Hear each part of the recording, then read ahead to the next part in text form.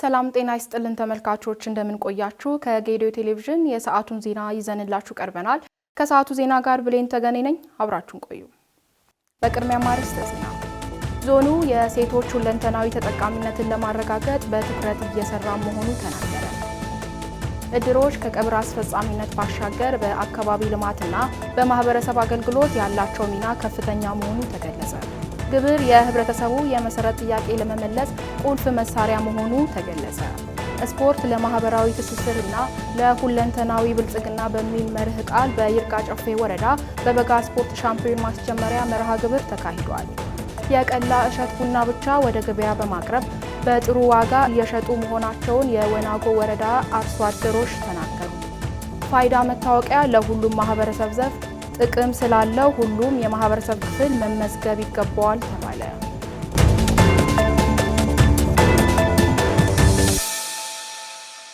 ወደ ዝርዝር ዘገባዎቻችን እናልፋለን በቅድሚያ ማጫጭር ዜናዎችን እንሆ ለብልጽግና ፓርቲ አመራሮች ሲሰጥ የቆየው ስልጠና የፓርቲው ፕሬዝዳንትና የኢፌዴሪ ጠቅላይ ሚኒስትር ዶክተር አብይ አህመድ በሰጡት የሥራ መመሪያ ተጠናቋል የፓርቲው ምክትል ፕሬዝዳንትና የዋናው ጽህፈት ቤት ኃላፊ አቶ አደም ፋራህ እንዳስታወቁት በመደመር መንግስት እይታ የዘርፎችን እምርታ በሚል መርህ ሐሳብ ለብልጽግና ፓርቲ ከፍተኛ አመራሮች ከጥቅምት 19 እስከ 30 በአዳማ ከተማና በአዲስ አበባ ከተማ በተለያዩ ርዕሰ ጉዳዮች ሲሰጥ የቆየው ስልጠና የብልጽግና ፓርቲ ፕሬዝዳንት ዶክተር አብይ አህመድ በሰጡት የሥራ መመሪያ በስኬት ፍጻሜውን አግኝቷልም ብለዋል ከመላው ኢትዮጵያ የተወጣጡ ወደ 2000 የሚጠጉ የፓርቲዎች አመራሮች የተሳተፉበትና የአስተሳሰብ አንድነት ከመፍጠር ተግባር አፈጻጸም ከማላቅ አኳያ እጅግ ከፍተኛ ፋይዳ በተገኘበት በዚህ ስልጠና ፓርቲያችን እውነተኛ የህብረ ብሔራዊነት ተምሳሌት መሆኑን በተጨባጭ የተንጸባረቀበት ነው ሲሉም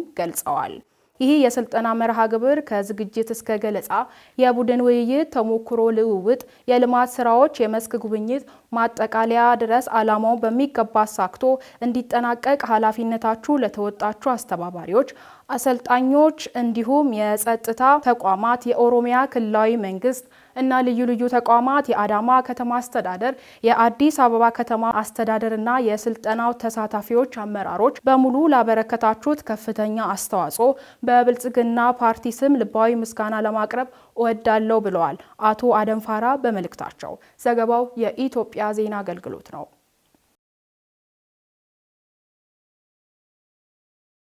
በማዕከላዊ ኢትዮጵያ ክልል የቡና ጥራትና ምርታማነትን ለማሳደግ ትኩረት ተሰጥቶ እየሰራ ነው አለ የክልሉ ቡናና ቅመማ ቅመም ባለስልጣን በባለስልጣኑ የቡናና ቅመማ ቅመም ልማት ጥበቃ ዘርፍ ኃላፊ አቶ ተፈራ ዘርፉ ለፋና ዲጂታልም እንዳሉት የቡና ምርታማነትና ጥራትን እንዲሻሻል በከፍተኛ ትኩረት እየሰራ መሆኑንም ተናግሯል በዚህም ከግብአት አቅርቦት ጀምሮ እስከ ክህሎት ስልጠና ገበያ ትስስር የድጋፍ ክትትል ስራዎች እየሰሩ መሆናቸውንም ተናግረዋል በ2007 ዓ.ም 7000 ሄክታር የነበረው የቡና ሽፋን አሁን ላይ 165,000 ሄክታር በላይ መድረሱንም ጠቁመዋል ምርታማነቱን በተመለከተ በተመሳሳይ ዓመት ከሄክታር 4.6 ኩንታል ምርት ከሚገኝበት አሁን ላይ በተሰራው ስራ 7.8 ኩንታል መድረሱንም አመላክተዋል ለአርሶ አደሩ ከተለያዩ ስልጠናዎች በመስጠት ባሻገር የተሻሻሉ የቡና ዝርያዎችን መከተል የቡና ልማትንና በኩታ ገጠም እንዲሰራ አቅጣጫ ተቀምጦ መሰራቱ ለምርታማነቱ ማደግ ከፍተኛ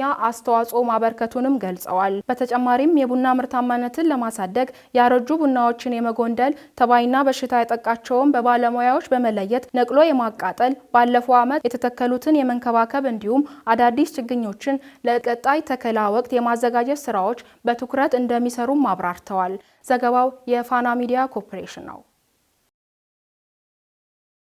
ኢትዮጵያ ለዓመታት ተነፍጋ የነበረውን የባህር በር ጉዳይ የፖለቲካ ግብ ማስቆጠሪያ አድርጎ መቁጠር ልክ አይደለም ሲሉ የታሪክ ምሁሩና ተመራማሪው ዶክተር ኢብራሂም ሙሉሸዋ ገለጹ የኢትዮጵያ የባህር በር ጥያቄ ወደ ተጨባጭ ባለቤትነት ለማሸጋገር ልዩነቶችን በመተው ብሔራዊ ጥቅምን በማስቀደም በጋራ መስራት እንደሚገባ ምሁሩ ተናግረዋል የኢትዮጵያ የባህር በር ባለቤትነት የሚቃረን የትኛውም ስምምነት የተሳሳተ እንደሆነ ያነሱት ዶክተር ኢብራሂም ሙሉሸዋ ኢትዮጵያ የባህር በር ይገባኛል ጥያቄ የምታነሳው በማስረጃና ከዓለም አቀፍ ሕጎች ተነስታ ነውም ብለዋል።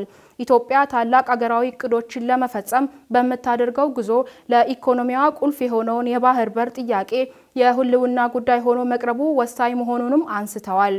ወደ ከፍታ የተሸጋገረችው ኢትዮጵያ ለትውልድ ለማስተላለፍና የባህር በር ባለቤትነትን እውን ለማድረግ በጽኑ ህብረ ብሔራዊ አቋም በአንድነት መቆም እንደሚገባም ገልጸዋል። ዘገባው የኢትዮጵያ ብሮድካስት ኮርፖሬሽን ነው።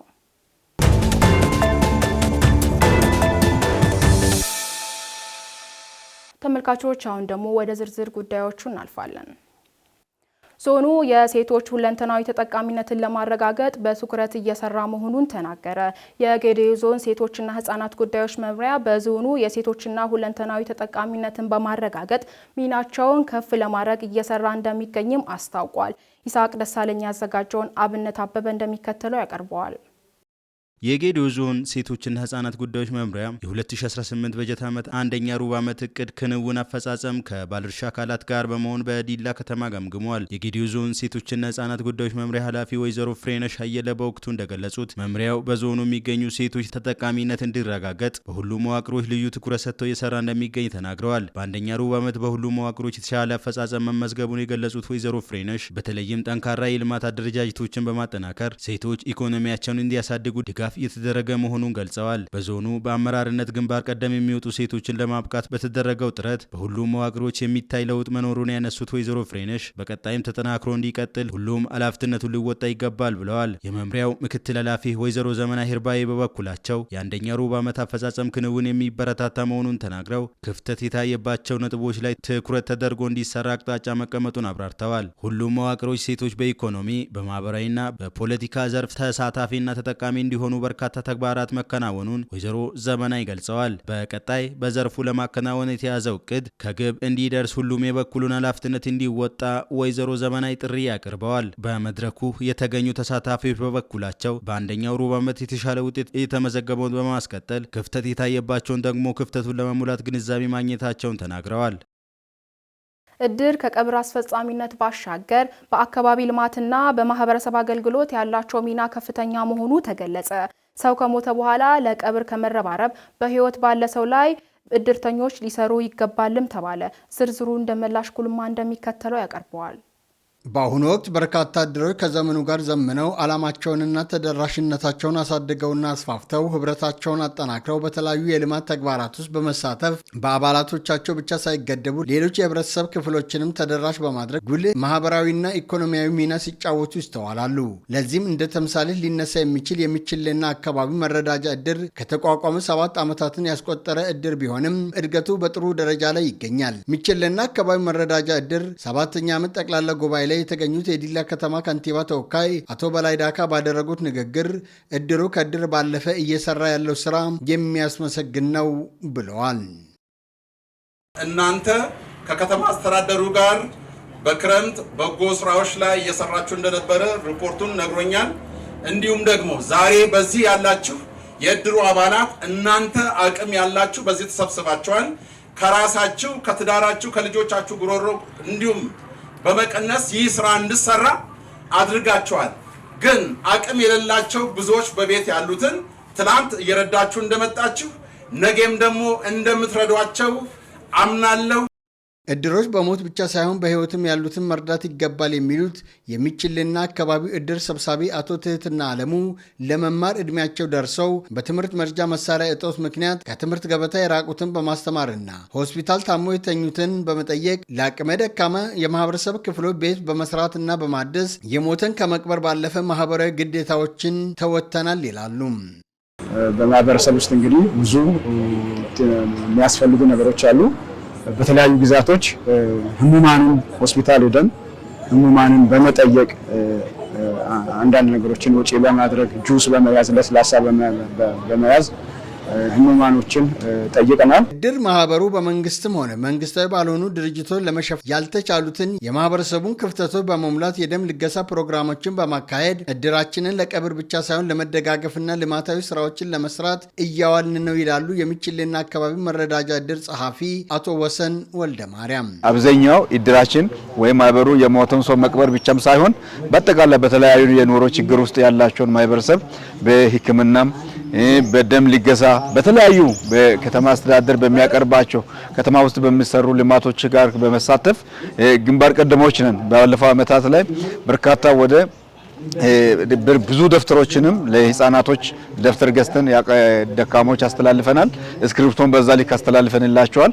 አሁን ግን በዋናነት ግን እነዚህ ነገሮች ብቻም ሳይሆን ግን የማህበረሰቡ እንደ አካባቢ ነዋሪ ምንድነው ችግሩ የሚለው ነገር በቢዝነስ ፕላን ላይ የተደገፈ ፕላን አድርገን ህብረተሰቡ የሚጠቀምባቸውንና ህብረተሰቡ ሊጠቅም የሚችለውን ፕላን ፕሮጀክት አድርገን ፕሮጀክቱን ለከተማ አስተዳደሩም ኢቨን እንኳን አስፈላጊ ሆኖ ከተገኘ ለዞን አስተዳደሩ አቅርበን አስፈላጊ የሆነውን ድጋፍ ከኛ ጎን መንግስት ቆመልን እኛም ከመንግስት ጎን ቆመን የትኛውን መንግስት ያሰበውን የመንግስትን ፖሊሲና ስትራቴጂዎችን በመፈጸም ከጎኑ ለመቆም እንደኛ ዝግጁ ነን የሚለው ነገር ለማስቀመጥ ነው። እድሮች በኢትዮጵያ ካሉ መልካም ማህበራዊ እሴቶች አንዱ መሆኑን የገለጹት ምክትል ሰብሳቢ ወይዘሮ ፀሐይ ቦጋለም የማህበረሰብ እድሮች በዚህ ወቅት ከቀብር አስፈጻሚነት ባለፈ በየአካባቢው በተለያዩ ማህበራዊ የልማት ጉዳዮች እየተሳተፉ መቆየታቸውን በመጠቆም ሰው ከሞተ በኋላ ለቀብር ከመረባረብ በህይወት ባለ ሰው ላይ እየሰሩ መሆናቸውን ገልጸዋል።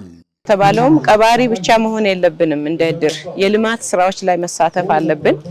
መንግስት ጋር ጠጋ ብለን የሚመጡ ነገሮችን ከመንግስት በኩል እየተናበብን አካባቢ ላይ ያለውን ክፍተቶች በመንግስት ሊሸፈኑ ማይችሉ ነገሮችን የዚህ እድር አባላትም ሆነ አመራሮች ተቀብለን ልንወጣው ይገባል። ቅድም እንደገለጽኩት ውስን የአቅመ ደካሞች ቤት፣ ውስን ተማሪዎች ላይ የተሰራው ነገር እየሰፋ መሄድ አለበት። ይሄን ለማድረግ ደግሞ አመራሩም ሆነ የእድሩ አባላት ወደ ሰፊ መሆን እጀ ሰፊ መሆን መቻል አለባቸው።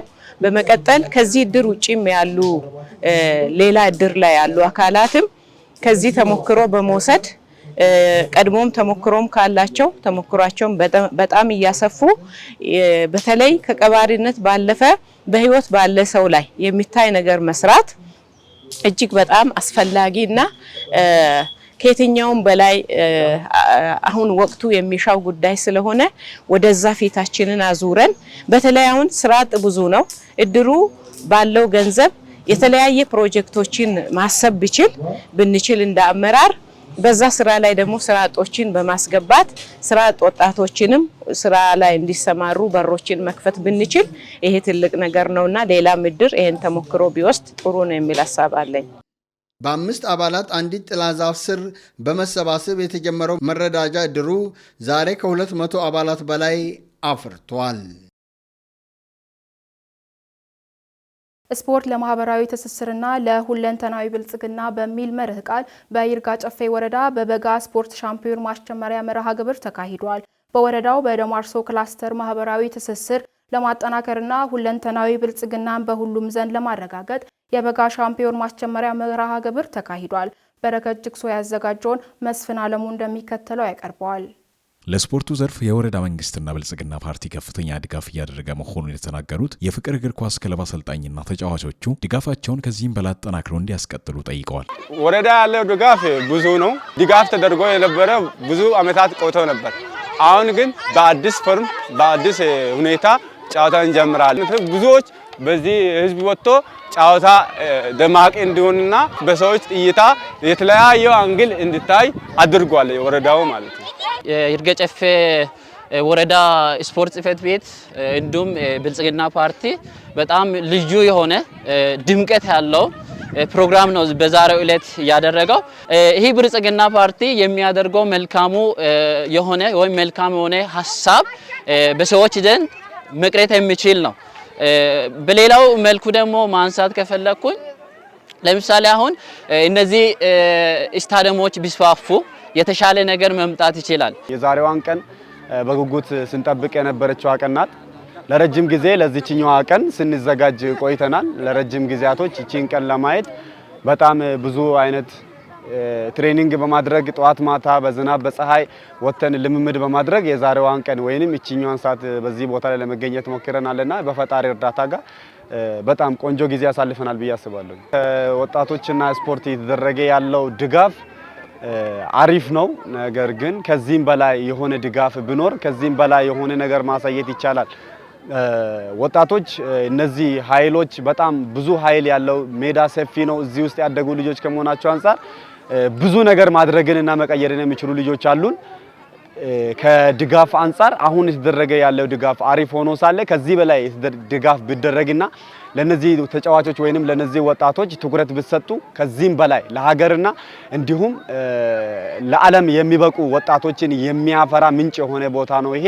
የወረዳ ወጣቶችና ስፖርት ጽህፈት ቤት ኃላፊ አቶ አለማየሁ አየለ ብዙ ስፖርተኞችን በማብቃት ጽህፈት ቤቱ አስተዋጽኦ ማድረጉን ጠቅሰው የተጀመረውን ስፖርት ለማነቃቃት በየጊዜው ውድድር እንደሚያስቀጥሉም ተናግረዋል። የበጋ ስፖርት ማስጀመሪያ ፕሮግራም በብዙ እንግዶችም እንደገና ደግሞ በከተማም ደረጃ በይርጋ ጨፌ ከተማም በጣም ልምድ ያለ የኤሮቢክስ ስፖርት ቡድኖች ጭምር ተገኝተውበት ለወጣቱም ለማህበረሰቡም ለታዳሚው ትልቅ መልእክት የተላለፈበት ቀን ነበርና በቀጣይ ላይ በርካታ ስራዎች የሚሰሩ ስራዎች አሉ። በዚህ ክላስተር ላይ ይሄን ክላስተር ከሌሎች ክላስተርም በበልጥም በጣም ጠንካራ ወጣቶች በጣም ጥሩ ፐርፎርም ማድረግ የሚችሉ ወጣቶች ያሉበት ክላስተር ስለሆነ በቀጣይ ላይ ሁላችንም ተቀናጅተን በሁሉም ክላስተር ላይ ይሄን አሁን የጀመርነውን የስፖርት እንቅስቃሴ አጠናክረን የምንቀጥል ነው የሚሆነው ማለት ነው። የወረዳው ብልጽግና ፓርቲ ቅርንጫፍ ጽህፈት ቤት ኃላፊ አቶ ዘሪሁን አሰፋ በበኩላቸው ፓርቲው ከወጣቶች ጋር እንደሚሰራ ተናግረው ወጣቶች አካባቢውን በመጠበቅ ከመንግስት ጎን መቆም እንዳለባቸውም ገልጸዋል። ዩኒቨርሲቲ መግቢያ ውጤት ያላገኙ ወጣቶችንም በቴክኒክና ሙያ ተመዝግበው እንዲማሩ መልእክት አስተላልፈዋል። ወጣቱ ዛሬ ላይ ትልቅ ውጤት ነው እያመጣ ያለው። በአመለካከት የሚነሱ አካባቢውን ለመጠበቅ ሀገር ለመጠበቅ ያልተገቡ ለመንግስት የማይጠቅሙ ለህዝብ የማይጠቅሙ ጉዳዮች ሲመጣ በመጋፈጥ እውነትን በመግለጥ ለልማት በመተባበር ለወረዳችንም ልማት ሆነ ለሀገራችን ልማት ትልቅ አስተዋጽኦ ያለው ኃይል ስለሆነ ከወጣት ጋር ቀጣይ በስፖርትም ስራ ቢሆን በሌሎች ስራ በስራ እድል ፈጠራም የክህሎት በሚያዳብሩባቸው ጉዳዮች አሁን ጊዜው የክህሎት ነው። እውቀትን ተጠቅመን ብዙ ስራዎችን ፈጠራ ስራዎችን የምንሰራበት ስለሆነ እንደ ወረዳችን በጣም መንግስትን የምናመሰግነው ቴክኒክና ሙያ ታላላቅ ፕሮግራሞችን ይዞ አሁን በአዲስ ፖሊ ቴክኒክ ኮሌጅ በመሆን ኮሌጃችን ትልቅ ቦታ አግኝቷል። ወጣቶቻችን የሚያዳምጡን በወረዳችን ደረጃ ያሉ ወጣቶቻችን ወደዚህኛው ከዩኒቨርሲቲ የቀሩት ሙያቸውን አዳብሮ ማህበረሰቦቻቸውን ወላጆቻቸውን ሊያገለግሉ እንዲችሉ ቴክኒክና ሙያ ላይም ጭምር ተመዝግቦ መማር እንዲችሉ አሁን ቅበላ ላይ ስላለን መልእክትን አስተላልፋለሁ። የይርጋ ጨፌ ወረዳ ዋና አስተዳዳሪ አቶ ዳዊት ቡኔ በበኩላቸው ወጣቶች ሀገርና ቤተሰብ ወዳድ እንዲሆኑና አሉባሌ ቦታ እንዳይውሉ ለማድረግ የመዝናኛ ማዕከል መገንባታቸውን ገልጸው ስፖርት ጤንነትን ለመጠበቅና አንድነትን ለመፍጠር ትልቅ ፋይዳ እንዳለውም ተናግረዋል። ግብር የህብረተሰቡን የመሰረት ልማት ጥያቄ ለመመለስ ቁልፍ መሳሪያ መሆኑ ተገለጸ። በበጀት ዓመቱ ከተለያዩ የገቢ አማራጮች ከ260 ሚሊዮን ብር በላይ ገቢ ለመሰብሰብ ታቅዶ እየሰራ መሆኑን የገደብ ወረዳ አስተዳደር አስታውቋል። ተስፋዬ ጎበና አዘጋጅቶታል። ይልማ አበበ እንደሚከተለው ያቀርበዋል። ግብር የህብረተሰቡን የመሰረተ ልማት ጥያቄ ለመመለስ ቁልፍ መሳሪያ በመሆኑ በወቅቱ መክፈል ከሁሉም ዜጋ የሚጠበቅ ተግባር በመሆኑ የባንቆ ዳዳቱ ቀበሌ ነዋሪዎችም በፈቃደኝነትና በታማኝነት ግብራቸውን እየከፈሉ ይገኛሉ። የዜግነት ግዴታ በመሆኑ በወቅቱ እየከፈሉ መሆናቸውን የተናገሩት የባንቆ ዳዳቱ ቀበሌ ነዋሪዎች ለልማት ካላቸው ጽኑ ፍላጎት የተነሳ በፈቃደኝነት ግብራቸውን በነቂስ ወጥተው እየከፈሉ መሆናቸውን ተናግረዋል። ያው ዛሬ እዚህ የተገኘሁት የመንግስት ግብር ያው መሬት መጠቀሚያ በጊዜ ለመክፈል ነው የመጣሁት። ያው አንደኛ ግብር መክፈል አንደኛ የዜጎች ግዴታ ነው።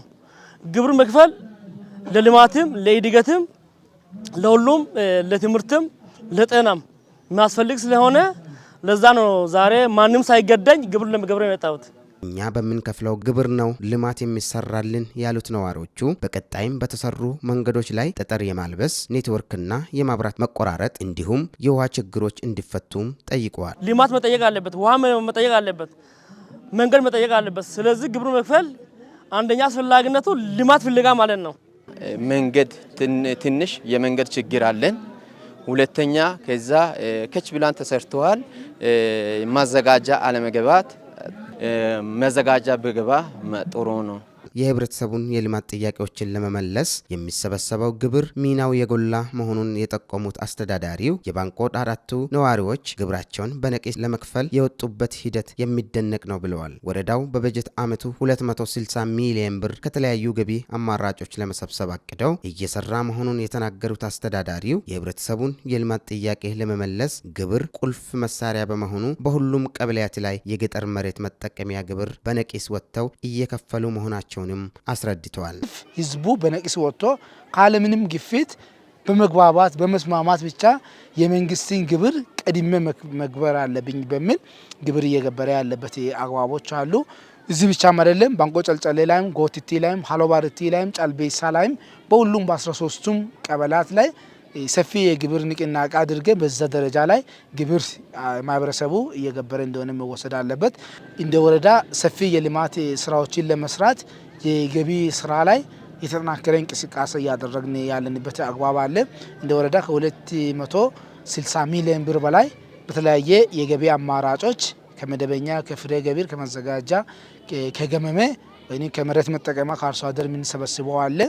ይህንን አጠቃላይ በንቅናቄ ያንቀሳቀስን ያለንበት አግባቦች አሉ። በባለፉት ጊዜያት ከደረጃ ሐመርሃ ግብር ከፋዎች በአጭር ጊዜ የሚጠበቅባቸውን ግብር ከፍለው ያጠናቀቁትን ተመክሮ በመውሰድ የመሬት መጠቀሚያም ሆነ ከተለያዩ አማራጮች የሚሰበሰበውን ግብር እስከ ታኅሳስ 30 ድረስ ብቻ ለማጠናቀቅ እየተሰራ መሆኑንም ገልጸዋል። በዚህ መልኩ እንቅስቃሴውን የጀመርንበት አግባብና ያው ሄዶ ግብ እንዲመታ የኛም እንደ ወረዳ ክትትል ያስፈልጋል። የቀበሌ አመራሪም ጠንካራ ክትትልና ድጋፍ እያደረገ እስከ ታች ድረስ ወርዶ የመሰብሰቡን ስራ አጠናክረን የምንቀጥል ይሆናል። ማህበረሰቡም ወደ መንግስት ጠጋ ብሎ ህዝቤ ይሄ ጥያቄ እያነሳ ነው ብለን እኛም እንደምንቀርበው እነሱም ደግሞ በዛ ልክ ቀርቦ ከመንግስት ጋር የተናበብን የተወያየን የማይፈቱ ችግሮች የሉም፣ የማይለማ አካባቢ የለም። ነገር ግን ሁለታችን መንግስትና ህዝብ አንድ አሃድ አንድ ሀሳብ አንድ እየሆን መሄድ ይጠበቅብናል የሚለውን ነገር ሁሉም በወረዳ ያሉ ማህበረሰብ አባላት በዚህ ደረጃ ላይ የጀመርናቸውን የፖለቲካም ሆነ ማህበራዊ የተለያዩ የኢኮኖሚ ስራዎችን ግብ ለማድረስ መቀናጀት፣ መተባበር፣ መግባባት ያስፈልጋል። የቀላ እሸት ቡና ብቻ ወደ ገበያ በማቅረብ በጥሩ ዋጋ እየሸጡ መሆናቸውን የወናጎ ወረዳ አርሶ አደሮች ገለጹ። የቡና ምርት በህጋዊ ግብይት ስርዓት ውስጥ እንዲያልፍና ጥራቱን የጠበቀ እንዲሆን በትኩረት እየሰራ መሆኑን የወረዳው ንግድና ገበያ ልማት ጽሕፈት ቤት አስታውቋል። ደፋር ገመዳ አዘጋጅቶታል። ማሙሽ ኢሳያስ እንደሚከተለው ያቀርበዋል። አቶ ታምሩ የዴማና አቶ ክፍሌ መኮና የወናጎ ወረዳ ጦቅቻ ቀበሌ ነዋሪዎች ሲሆኑ ከዚህ በፊት ከነበረው ከዋጋ ግሽበት ይልቅ ዘንድሮ የቡና ግብይት ሁኔታ የተሻሻለ እንደሆነና በጥሩ ዋጋ እንደሚሸጡ ገልጸውልናል። እንደ ዘንድሮ እንግዲህ እግዚአብሔር የተመሰገነ ይሁን። በፊት 60 ብርና 70 ብር የምንሸጠው ዘንድሮ እንግዲህ 137 ብር እየሸጠን ነው ያለነው። ኪሎ እንግዲህ ያው በትክክል ለእናንተ የሚያዝኑት ኪሎ ላይ ችግር ምንም የለም።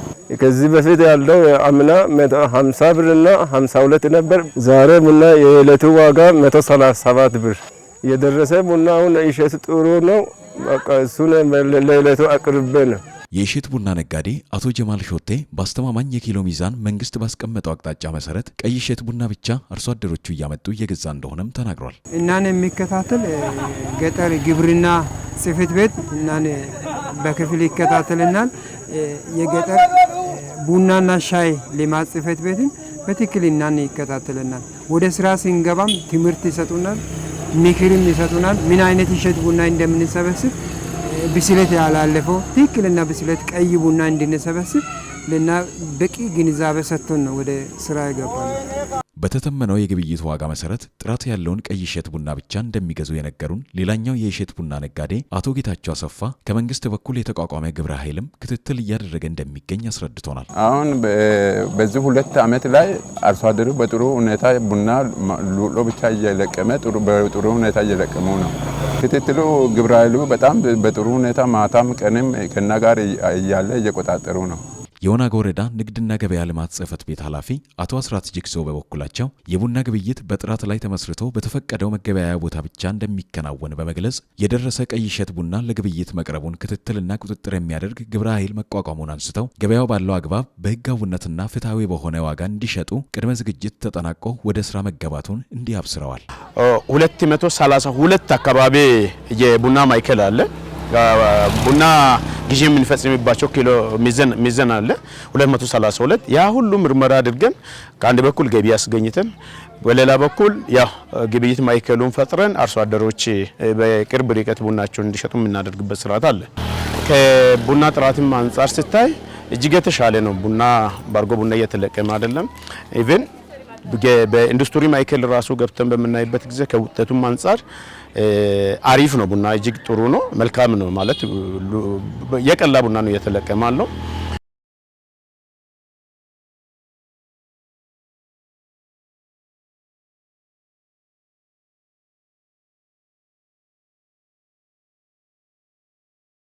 ጥሩ ነገር አለ ከቡና አንጻር። የወረዳም ግብረ ኃይል ደግሞ በዛ ልክ በቁጭት እየሰራ ነው። የወናጎ ወረዳ ግብርና ጽሕፈት ቤት ምክትል ኃላፊና ቡናና ቅመማ ቅመም ዘርፍ ኃላፊ አቶ አማኑኤል ታምሩ ቡና ለጌዶ የጀርባ አጥንት መሆኑን ጠቅሰው በዓለም ገበያ ተወዳዳሪ የሆነ ቡና በጥራትና በመጠን እንዲሁም በተመረመረ ሚዛን አርሶ አደሩን በማይጎዳ መልኩ ተጣርቶ ወደ ስራ መግባቱን በመግለጽ ክትትልና ቁጥጥር እንደሚደረግም ገልጸዋል። አሁን እንግዲህ ህገ ወጥነትን ለመከላከል ህጋዊ የሆኑ የገበያ ማዕከላት፣ ህጋዊ የሆኑ ሚዛን፣ ያም ደግሞ ህጋዊ የሆነ ሚዛን በንግድና ገበያ ልማት ጽሕፈት ቤት የተመረመረ ታግ የተደረገ መሆን መቻል ስላለበት እሱም እንግዲህ በዛው ሚዛኖችም ተመርምሮ ህጋዊ የሆኑ ሚዛኖችም የተካሄዱ ያሉበት አግባብ አለ። አሁን ደግሞ የቡናን ጥራት ለማስጠበቅ ግንዛቤ ላይ በጣም ሰርተናል። ቀጥሎም ከግብረ ኃይል ጋር ወደ ታች ወርደን ክትትልና ድጋፍ እያደረግን ነው። የኛ አርሶ አደር ያልበሰለ ቡና እንዳይለቅም፣ ብስለቱ ያለፈበትን ቡና ደግሞ በአግባቡ ቆጥ ላይ አስቀምጦ እንዲያደርቁ ትምህርት ግንዛቤ የሰጠን እኛም ክትትልና ድጋፍ እያደረግን ይገኛል። ቡና እንግዲህ ለእኛ ማህበረሰብ ለጌዴኦ ማለት አንድ አይናችን ነው፣ እንሰትን ጨምሮ። እሱ ላይ እንግዲህ አንድ አይን ያለው ሰው አፈር ላይ አይጫወትም። ስለዚህም ይህንን ተግባር የግብረ ኃይል አባላት አሉ። ከግብረ ኃይል ጋር መመሪያን አዋጅን በመከተል ክትትልና ድጋፍ እያደረግን በመቀናጀት እየሰራን እንገኛለን። የወናጎ ወረዳ ዋና አስተዳዳሪ አቶ አበበ እጅጉ በበኩላቸው በወረዳው 32 የእሸት ቡና መፈልፈያ ኢንዱስትሪ መኖሩን ጠቅሰው እንደ ወረዳው ከ14 ሚሊዮን ኪሎ ግራም በላይ ጥራት ያለውን ቡና ለማሰባሰብ ታቅደው ወደ ስራ መገባቱን ጠቁመዋል። ጥራት ያለን ቡና ለግብይት ለገበያ አውጥተን ለመሸጥ የሀገሪቱ ኢኮኖሚ ብቻም ሳይሆን የወረዳችንም ኢኮኖሚ ቡና ስለሆነ ገቢንም የምናገኘው ትልቁ የገቢ ፓርትም ስለሆነ ከዚህ መነሻ የምርታማነት ሂደቱን ከአመት ወደ አመት እየተሻሻለ የመጣበት ለገባም የሚቀርቡ ቡናዎች በጥራት የሚቀርቡበት ሂደት አለ። ከዚህ ጋር ታይዞ በአመት በዚህ 2018 ልንሰበስብ ያሰብነው ያቀድነው ቡና እሸት ቡና ወደ 14 ሚሊዮን ኪሎ ግራም አካባቢ ነው። በወረዳችን ወደ 32 የእሸት ቡና መፈልፈያ ኢንዱስትሪዎች አለን። ከዚህ ቅድመ ዝግጅትን ጨርሶ 22 አካባቢ ኢንዱስትሪ ወደ ስራ ገብቷል። በአሁኑ ሰዓት ላይ ወደ 2 ሚሊዮን ኪሎ ግራም ቡና የእቅዳችንን መሰብሰብ የቻልንበት ሂደት አለ። ፋይዳ መታወቂያ ለሁሉም ማህበረሰብ ዘርፍ ብዙ ጥቅም ስላለው ሁሉም የማህበረሰብ ክፍል መመዝገብ አለበት ተባለ። ፋይዳ መታወቂያ የአንድ ሰው ማንነት መገለጫ በመሆኑ ከ5 ዓመት ጀምሮ ያሉ ሁሉ ተመዝግበው ዲጂታል ዓለምን የሚቀላቀሉበትም ነው ተብሏል። ዝርዝሩን ደመላሽ ኩልማ እንደሚከተለው ያቀርበዋል። የፋይዳ መታወቂያ ቀድሞ ከተገበሩ ሀገራት ኤስቶኒያ በግንባር ቀደምትነት ተጠቃሽ እንደሆነች የተለያዩ መረጃዎች ያመለክታሉ። ዜጎች ዲጂታል መታወቂያቸውን በመጠቀም ከ99% በላይ የመንግስት አገልግሎቶችን በኦንላይን ማግኘት ችለዋል። በዚህም ኢአይዲ ተብሎ በሚጠራው የኤስቶኒያ ዲጂታል መታወቂያ አማካኝነት የሀገሪቱ ዜጎች ከ600 በላይ አገልግሎቶችን እንደሚያገኙ መረጃዎች አክለዋል። በሀገራችን ኢትዮጵያ የፋይዳ መታወቂያ አገልግሎት መሰጠት ከተጀመረ ጥቂት ዓመታትን አስቆጥሯል። የፋይዳ መታወቂያ ምን ማለት ነው ብለን ላነሳነው ጥያቄ የኢትዮጵያ ፖስታ አገልግሎት የዲላ ዞን ሱፐርቫይዘር አቶ ፍጹም አሰፋ እንዲህ በማለት ያብራራሉ። ፋይዳ መታወቂያ ስንል ኖርማሊ ከቤዙ ልነሳና መታወቂያ ስንል ለምሳሌ ወደ ፋንክሽናል እና ፋውንዴሽናል ብለን እንይዛቸዋለን። ፋንክሽናል ስንል ለአንድ ዓላማ ብቻ ልንጠቀማቸው የምንችል ለምሳሌ ቀበሌ አይዲ፣ መንጃ ፍቃድ ምናምን ምንላቸው ሲሆን ፋውንዴሽናል ስንል ግን ናሽናል አይዲ ነው ማለት ነው። ፋውንዴሽናል ማለት የአንድን ማንነት ሊገልጽልን የሚችል እኔ ማን ነኝ የሚለው መልስ በደንብ ሊመልስልና ሊያብራራልን የሚችል የመታወቂያ አይነት ነው ማለት ነው። እኔ ማን ነኝ የሚለውን ደግሞ የሚመልሰው በምሰጣቸው ባዮሜትሪክስና ዴሞግራፊክ መረጃዎች የኔን ማንነት በደንብ አድርጎ ሊገልጽልኝ ይችላል ማለት ነው። እንደ መረጃው ከሆነ ዜጎች በኦንላይን ምርጫ መሳተፍ፣ የግብር ክፍያ መፈጸም፣ የጤና አገልግሎቶችን በቀላሉ ማግኘትና የንግድ ፍቃድ ምዝገባ ማድረግ ዲጂታል መታወቂያ ያስገኘላቸው ዋና ዋናዎቹ አበርክቶች ናቸው። ቢሮክራሲን በእጅጉ የሚቀንስና ጊዜን የሚቆጥብ ነው ተብሏል። በኤስቶኒያ በተሰራው መረጃ በሀገራችን ፋይዳ መታወቂያ ምን ጥቅም ይሰጣል ብለን ላነሳነው ጥያቄ ሱፐርቫይዘሩ እንዲህ በማለት ምላሽ ሰጥተዋል። ፋይዳ መታወቂያ እንግዲህ በጣም ብዙ ዘርፈ ብዙ በምላቸው ደረጃ ጥቅሞች አሉት። ለምሳሌ ብንል በየትኛውም ቦታ ላይ በምንንቀሳቀስበት ጊዜ ሊሆን ይችላል፣ ወይም ደግሞ ከየትኛውም ሲስተም ጋር ኢንተግሬት በሚሆንበት ጊዜ ለባንክ አገልግሎት ሊሆን ይችላል፣ የተለያዩ አይነት የመሬት ይዞታዎችን ለማረጋገጥ ወይም ለብዙ አይነት ፐርፐዞች ናሽናል አይዲ ያስፈልጋል ማለት ነው። አሁን ላይ ያለሱ ምክንያቱም ቅድም ብዬ ነበር እኔ ማን ነኝ የሚለው መልስ ሊመልስልኝ የሚችለው ናሽናል አይዲ ብቻ ስለሆነ ለሁሉም ነገር አስፈላጊ ነው ማለት ነው። በሁሉም ቦታ ላይ የማይገባበት ቦታ የለም። ስለዚህ ናሽናል አይዲ በጣም ጠቀሜታ አለው ማለት ነው። ፋይዳ ዲጂታል መታወቂያ ባዮሜትሪክ እና ዴሞግራፊክ መረጃን ከነዋሪው በመሰብሰብ አንድን ሰው ልዩ በሆነ ሁኔታ መለየት የሚያስችል ለሁሉም አገልግሎት ሰጪዎች ማንነትን በማረጋገጥና በኤሌክትሮኒክ መልኩ ደንበኞቻቸውን ማወቅ የሚያስችል ተአማኒነት ያለው የዲጂታል ማንነት ምዝገባ ስርዓት ነው። ቀልጣፋ የሆነ አገልግሎትን ለማግኘት ፋይዳ አስፈላጊ ነው። ምክንያቱም ዲጂታላይዝ የሆነ ወይም ደግሞ ኮምፒውተራይዝድ የሆነ የማንነት ማረጋገጫ ስለሆነ በቀላሉ ሲስተም ላይ ፋይል መገለባበጥ ሳያስፈልግ የዛን ሰው ማንነት ማረጋገጥ ይቻላል። ምክንያቱም የማንነት ማረጋገጫ ስለሆነ ማለት ነው። ከዚህ አንጻር ነገራቶችን ወይም ደግሞ ማገኙትን አገልግሎት በየትኛውም ስፍራ ላይ ለማቀላጠፍ ፋይዳ በጣም አስፈላጊ ነው። ፋይዳ ብሔራዊ መታወቂያን ከሌሎች ልዩ የሚያደርጉ መገለጫዎች አሉት። ለማሳያም አንድ ሰው አንድ መሆኑ የሚረጋገጥበትና የፋይዳ ቁጥር የሚባለውን ዜጎች ባለ 12 እና 16 አሃዝ መለያ ቁጥር በካርድ በወረቀት ወይም በስልካቸው በማሳየት አገልግሎት ማግኘት የሚችሉበት ስርዓት ሲሆን ፋይዳ መታወቂያ ለማውጣት ሲመጡ 33 አይነት ማንነትን ሊገልጹ የሚችሉ መረጃዎችን ይዞ በመቅረብ መመዝገብ ይችላሉም ተብሏል። ፋይዳ ለመመዝገብ ብዙ አይነት ወደ 32 የሚጠጉ አይነት እንደ ሀገር አቀፍ የመታወቂያ አይነቶች አሉ። ከነሱ ውስጥ አንዱን ይዞ በመምጣት ለመመዝገብ ይችላል። ለምሳሌ እንደ ቀበሌ መታወቂያ ሊሆን ይችላል፣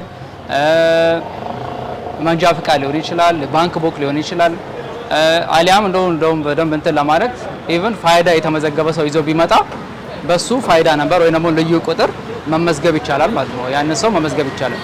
ፋይዳ መታወቂያ ግላዊ መረጃ ምስጢራዊ አድርጎ የሚጠብቅ መሆኑ ይታወቃል። አስተማማኝነቱም ከሌሎች መታወቂያዎች ልዩ ያደርገዋል። እንደ ሀገር የግል መረጃ ጥበቃ አዋጅ ወጥቶ ተግባራዊ መሆኑ የሚታወቅ ሲሆን ዲጂታል መታወቂያም አዋጁን የጠበቀም ያከበረና በዛ አግባብ የሚመራ ስርዓት ነው። ከሃይማኖትና ከባህል በመነሳት ፋይዳ መታወቂያ መውሰድ የባዕድ አምልኮ ነው በማለት አሉባልታ የሚነዙና ከፋፋይ ትርክትን የሚያንጸባርቁ እንዳሉ ባለሙያዎቹና አስተያየት ሰጪዎች ተናግረዋል። የኛ ሰው ቴክኖሎጂ የሚያመጡት ነገሮች ተቀባይነት ብዙ ጊዜ ኔጌቲቭ ነው። አሁን ለምሳሌ ከስራ ስታንዳርድ አንጻር ዲጂታል መታወቂያ ምዝገባ ሲመጡ ኢሜጅ የሚያደርጉት 666 አባል ሊያደርጉን ነው ምናምን ብሎ የሆነ ሌላ ነገር ኢሜጅ ያደርጋሉ። እንደዛ አይደለም። ይሄ ቴክኖሎጂ ያመጣው ነገር ነው እንጂ ኢሉሚናቲ ነው ምናምን ብሎ ሊባል ነገር አይደለም። እና ቴክኖሎጂ ዘመን የሚያመጣውን ነገር እንደ ዘመን መቀበል አለብን። ቴክኖሎጂ ጋር መዘመን አለብን። አብዛኛውን ጊዜ ሰው አልተረዳንም ብዬ ያስባለሁ። በቃ በልመናን አንዳንዴ የምንመዘገበው 666 በሚለው ማለት ነው። አንዳንድ ሰው እንደዛ እያለ ያስቸግረናል። በቀራ ሌላ ሳምነ ምናምን ነው የምንመዘገበው። በፍላጎት የሚመጣ ሰው ጥሩ ነው። በጌዲዮ ዞን ይርጋ ጨፌ ወረዳ የሂዲዶ ሁለገብ ህብረት ስራ ማህበር ዓመታዊ ጠቅላላ ጉባኤ አካሄደ። ዝርዝሩን ይሳቅ አበባ አዘጋጅቶታል። የኢዲዶ ሁለገብ ህብረት ስራ ማህበር አባላት በማህበሩ እየታየው ያለው ለውጥ የሚያስደስት መሆኑን በመግለጽ ማህበሩ ከዚህ በላይ እድገት እንዲያስመዘግብ ቡና ከማቅረብ ጀምሮ አስፈላጊውን ድጋፍ እንደሚያደርጉ ገልጸዋል። የማህበሩ ሊቀመንበር አቶ ተጫኔ ዶጌ ማህበሩ ከ3100 በላይ አባላት ያለው እንደሆነ በመግለጽ ባለፉት ዓመታት በተሰራው ጠንካራ ስራ ብዙ ውጤት መመዝገቡን ተናግረዋል።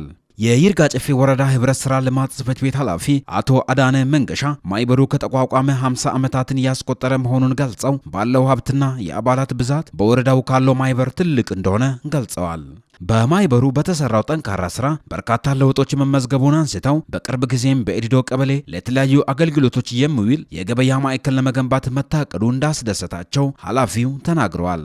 የይርጋ ጨፌ ወረዳ ብልጽግና ፓርቲ ቅርንጫፍ ጽሕፈት ቤት ኃላፊ አቶ ዘሩን አሰፋ እንደገለጹት በህብረት ከተሰራ ውጤታማ መሆን ስለሚቻል አንድነት ተጠናክሮ መቀጠል እንዳለበት አንስተው የማህበሩ አባላት ያላቸውን ቡና በማቅረብ የማህበሩን እድገት እንዲያፋጥኑና ቁጠባን ባህል በማድረግ ራሳቸውን እንዲለውጡ መልእክት አስተላልፈዋል።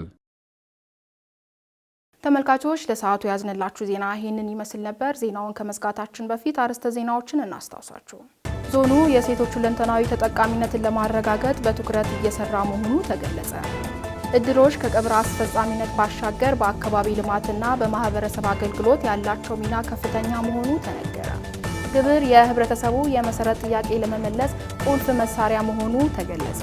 ለሰዓቱ የነበሩን ዜናዎች እኚህን ይመስሉ ነበር። ከቀሪ የጌዲዮ ቴሌቪዥን ፕሮግራሞች ጋር መልካም ቆይታ እንዲሆንላችሁ ተመኘን።